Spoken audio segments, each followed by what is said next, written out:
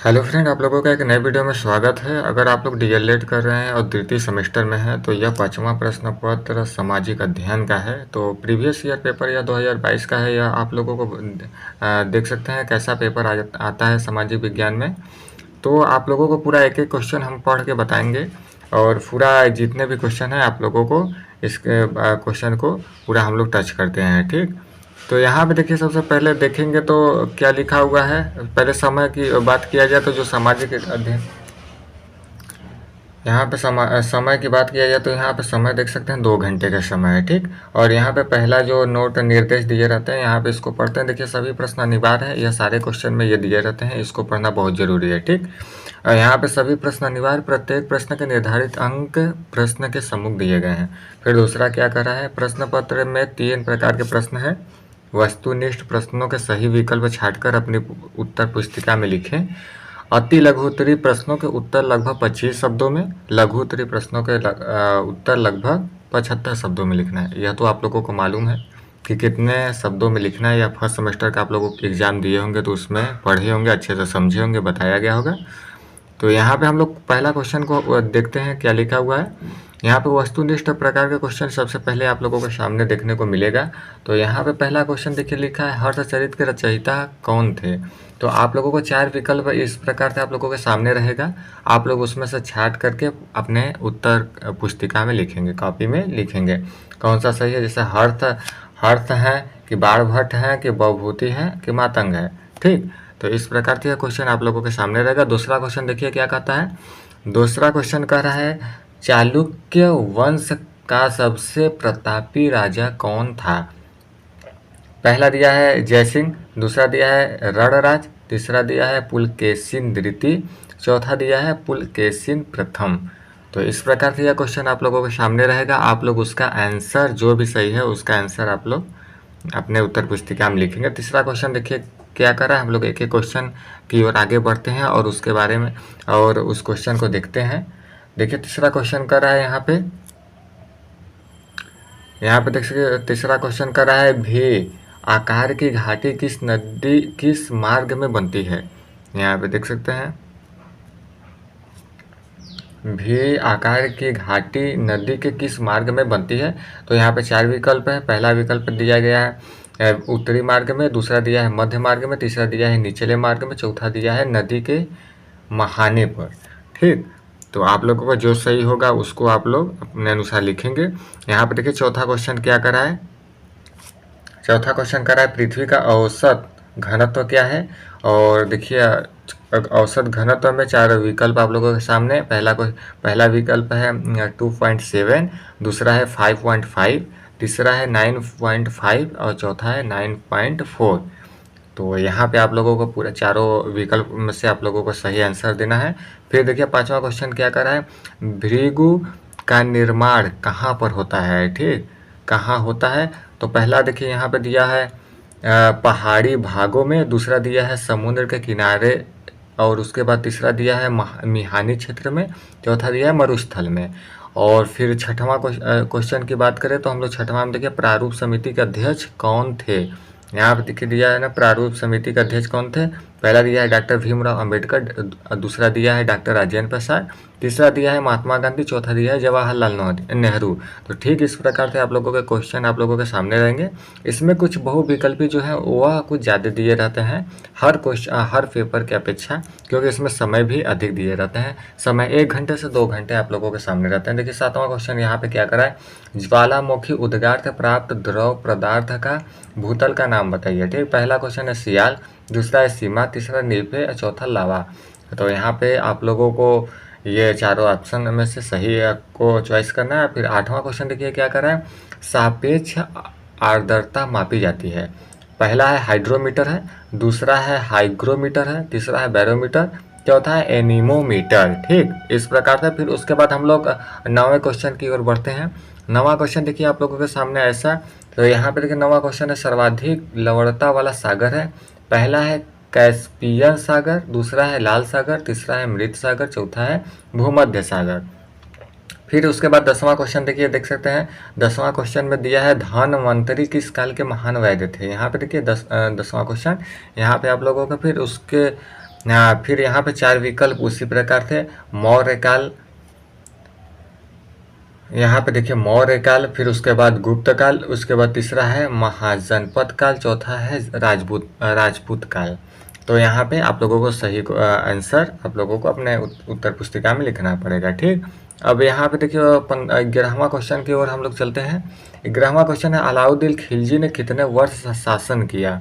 तो यहाँ पे देखिए अलाउद्दीन खिलजी ने कितने वर्ष शासन किया। पहला है 10 वर्ष, अब दूसरा है 15 वर्ष, तीसरा है 20 वर्ष और चौथा है 5 वर्ष।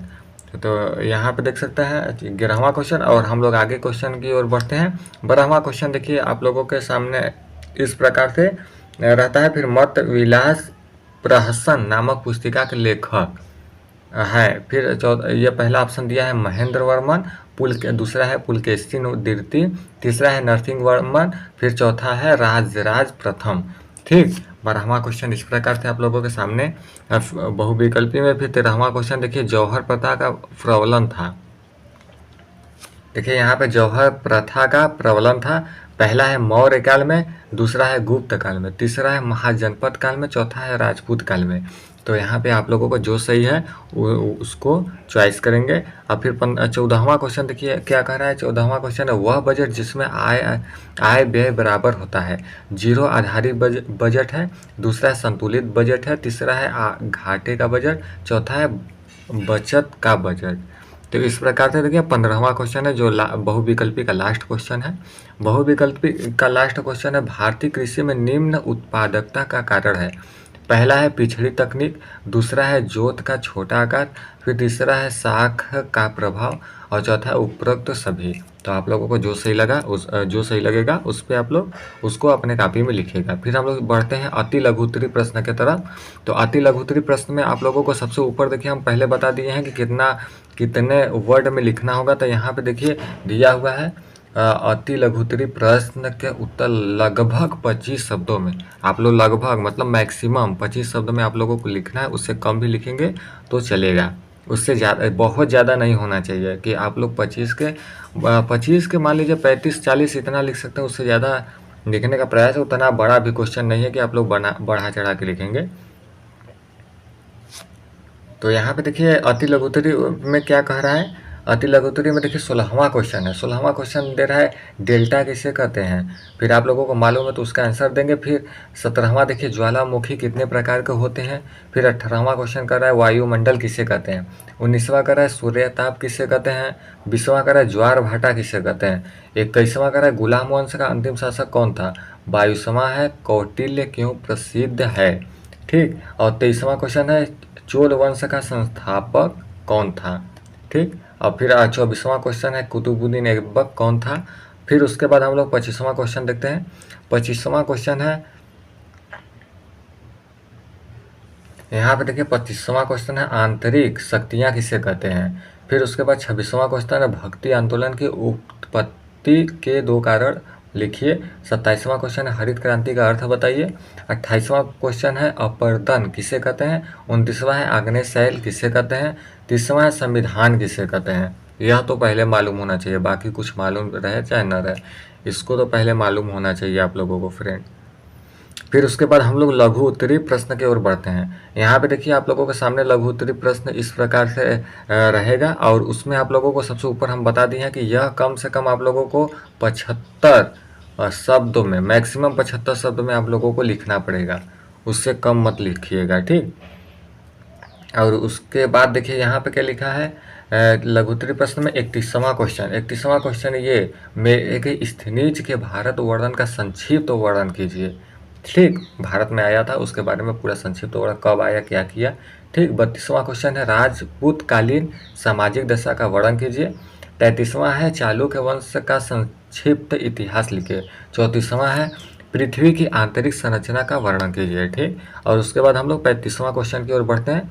35 क्वेश्चन देखिए यहाँ पे 35वां क्वेश्चन है चंद्र ग्रहण एवं सूर्य ग्रहण में अंतर स्पष्ट कीजिए। आप लोगों को बता दें फ्रेंड, बहुत ज़्यादा ऐसे क्वेश्चन है जो प्रीवियस ईयर के सारे क्वेश्चन, उसमें कम से कम क्वेश्चन 4 या 5 ठो अगर पढ़े रहेंगे तो उसमें से रिपीट हमेशा करता रहता है। और 36वां क्वेश्चन है देखिए भारतीय कृषि की विशेषताएं एवं महत्व लिखिए। 37वां क्वेश्चन है महमूद गजनवी ने भारत पर आक्रमण किस देश से किए थे।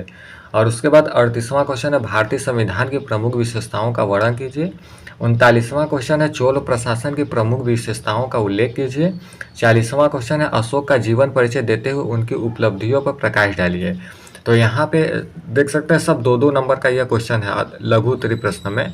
जो लॉन्ग क्वेश्चन है 2-2 नंबर का है। मैक्सिमम आप लोगों को बता दिए हैं कि मैक्सिमम आप लोगों को वर्ड इसमें शब्द लिखने हैं, 75 शब्द लिखने हैं, कम से कम 75 शब्द आप लोगों को लिखने हैं अपने कॉपी में, ठीक। और 2-2 नंबर का यह क्वेश्चन अति लघु उत्तरीय 2-2 नंबर का है, लघु उत्तरीय 2-2 नंबर का, अति लघु उत्तरीय 1-1 नंबर का है। और इसको आप लोगों को बताए हैं कि यहाँ पे आप लोग देखेंगे तो इसको 1-1 नंबर का यह आप लोगों को किनारे 1-1 नंबर तो हो रहा है। और यहाँ पे आप लोगों को बता दें कि कम से कम इसको 25 शब्द में लिखना है, 25 शब्द में यह आप लोगों को लिखना है, ठीक। तो इस प्रकार से एक प्रीवियस ईयर आप लोगों को जरूर आप लोग पढ़ के एग्जाम देने जाइएगा। लेकिन क्योंकि यह क्वेश्चन जो अधिक से अधिक क्वेश्चन बहुत रिपीट होने वाला है, 2-3 साल पहले का पेपर देखेंगे तो यह सब क्वेश्चन उसी समय का लगता है कि रिपीट होता है। और ज़्यादातर क्वेश्चन रिपीट होते हैं, उसको प्रीवियस ईयर को पढ़ के हमेशा एग्जाम देने आप लोग जाइए। और इसमें देख सकते हैं इसमें कम से कम ऑब्जेक्टिव क्वेश्चन 15 दिए हैं। अगर 15 आप लोग सही कर देते हैं ऑब्जेक्टिव तो कहीं ना कहीं बहुत अच्छा मार्क आप लोग मार्क्स लेके आएंगे। तो आई होप आप लोगों को समझ में आया होगा। ऐसे ही वीडियो के लिए चैनल को सब्सक्राइब जरूर करें, फ्रेंडों के साथ शेयर जरूर करें, ताकि आपका भी सहायक आपके लिए यह भी हेल्पफुल रहे और आपके फ्रेंड के लिए वीडियो हेल्पफुल रहे। तो मिलते हैं नेक्स्ट वीडियो में, तब तक के लिए जय हिंद, वंदे मातरम।